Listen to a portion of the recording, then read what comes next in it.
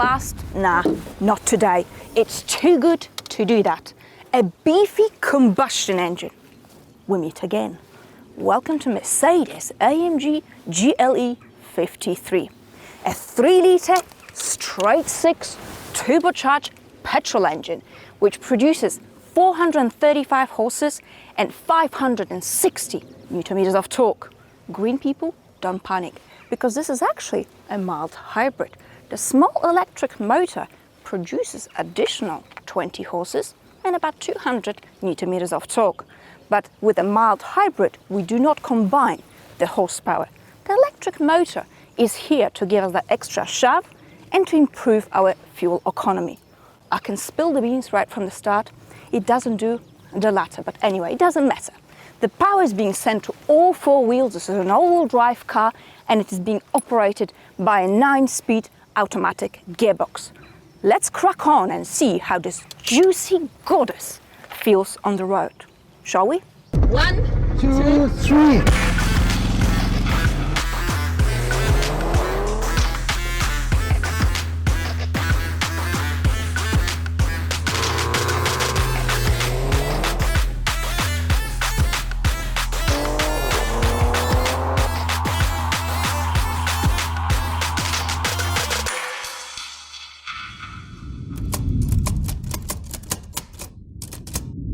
Being a backseat passenger is absolutely lovely here. I have adjusted the front seat for my height and I've got plenty of knee room, very good headroom. You've got this beautiful Alcantara lining all over. You also have Alcantara on your seats together with leather. That's a gorgeous blend. What about the middle seat? Well, it's all right actually. However, your knees do appear to be in a close proximity to your face. So that's not so good, but you can still put a child here and the child will be just fine. Overall, I have to say Mercedes has done a very good job.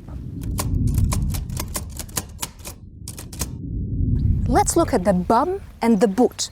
What have we got down here? Not some little pussycat exhaust pipes, but quad sausages, which look and sound substantial and sensational. I'll play it for you.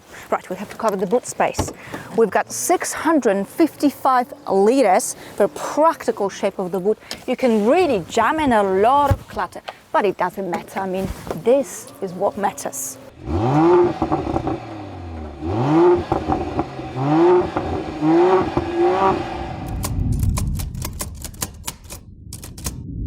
The cabin looks sporty, elegant, with a modern touch. It is actually not easy to achieve this balance without looking tacky, so well done Mercedes. The quality of the materials, the fit and finish is excellent. Proper AMG steering wheel with aluminium paddle shifters, of course. You've got the swivels to change your driving modes and also to adjust your driving modes. Quick access without faffing around there on the screen. Shortcut buttons, a little bit of a mambo jumbo to start with, but I promise you, a little bit of time and patience and you got this. It's a German car, of course it's got to make sense. Left side operates the digital driver's display, right side operates the other side of the screen, which we'll talk about very, very shortly. Now, these seats are soft and comfy, but they also contour your body so that you don't sort of fly around on a twisty road. And believe me, you will be getting carried away in a car like this. So they literally have got your back. Now, in terms of storage and practicality, let's take a look. You've got deep pockets here, USB-C port. You can easily fit a large bottle of water here.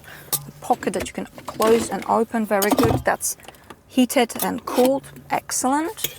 Wireless mobile charging, you can also shut that so you can hide all your secrets, very good. Now you've got this rest support, nice leather.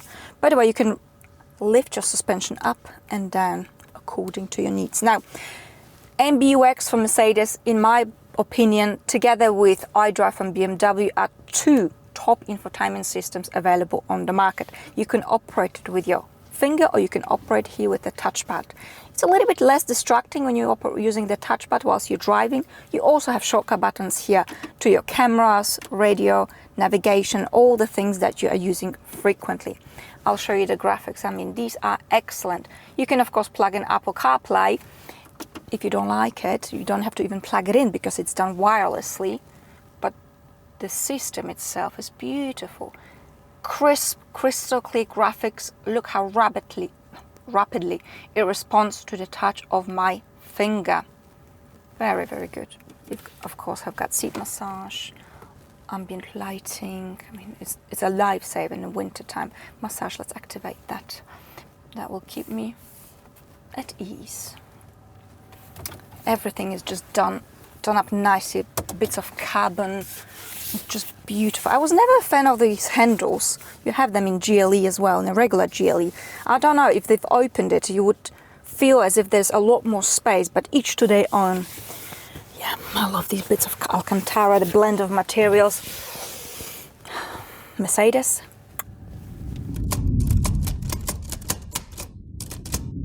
I am very curious as to just how much I can squeeze out of this German.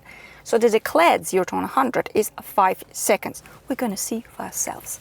I'm going to put you into Sport Plus mode, electronic stability control into sport setting. I'm going to plant my left foot on the brake, right foot on the throttle. I am about to tear this runway. Go on, Mercedes. Show me what you've got. The gearbox is nice and quick. And what is my result? 4.79. Oh, my little moon river. Aren't we in paradise? The top speed is 250 kilometers an hour. 4.79. Look at the size of this car. Well done, AMG.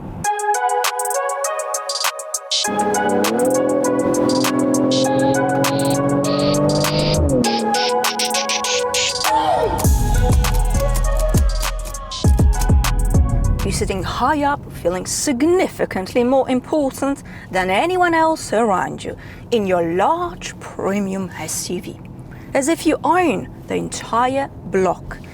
In comfort mode, it feels very comfy, relaxing and quiet. But the engine, oh the engine, just murmurs in the background, which is exactly what you want. The car feels very soft and peachy over any bumps and imperfections.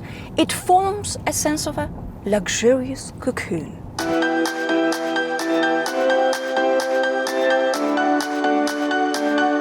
Small car it is not, but once you get your head around the size, it is actually very easy to maneuver.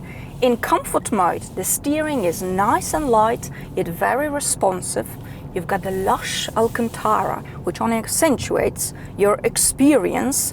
The gear lever is on the steering wheel, which is very convenient when you're doing frequent in and out of car parks. The cameras are excellent, probably one of the very best on the market. The visibility in the front is very good. The back window is somehow challenged, yet you can still see, but hey, my ass looks good. 9 gears is a lot to go through, but this gearbox just gets on with it. It doesn't faff around, and the gear change is ever so smooth and silky.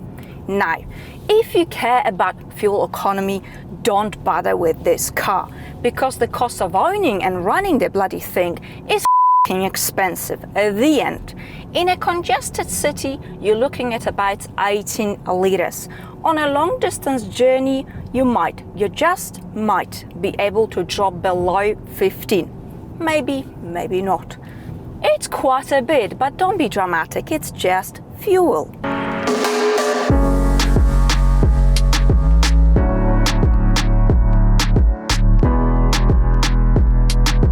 Having said that, I think this car is a living example where the straight 6 diesel engine would be best suited if it was available.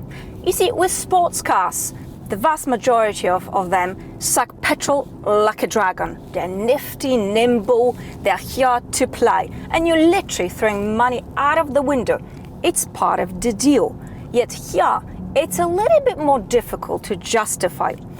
I think the 6-cylinder diesel engine would still be very powerful and smooth, but a little bit more appropriate for reasonable human creatures.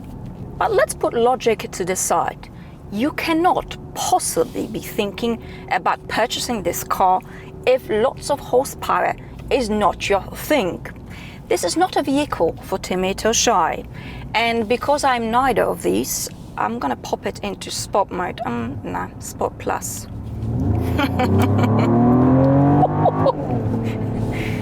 The steering stiffens, it feels heavier right away, the suspension firms up, but it is still very comfy, and the throttle response, well, it's pretty sharp to start with, but now it's just absolutely delicious and divine. You put your foot down and you rise like a phoenix. 2 a.m. in the morning.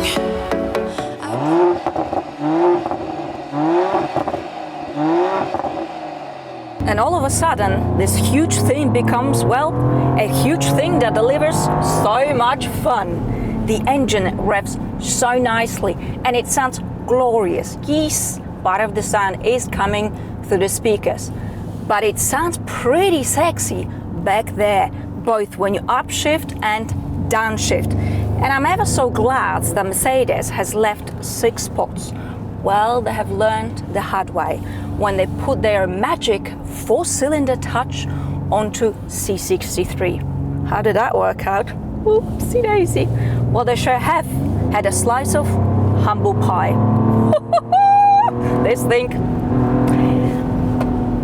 nice, very, very nice. Handling on a twisty road is pretty good. You've got plenty of grip, but you do feel the weight of this car. And if you don't, well, you are in some sort of a coma. And the answer is very simple: physics. Nevertheless, it feels stable and planted. Now, this car to me is bold, brilliant. It might not make much sense, but you see, for many of us, cars are fun.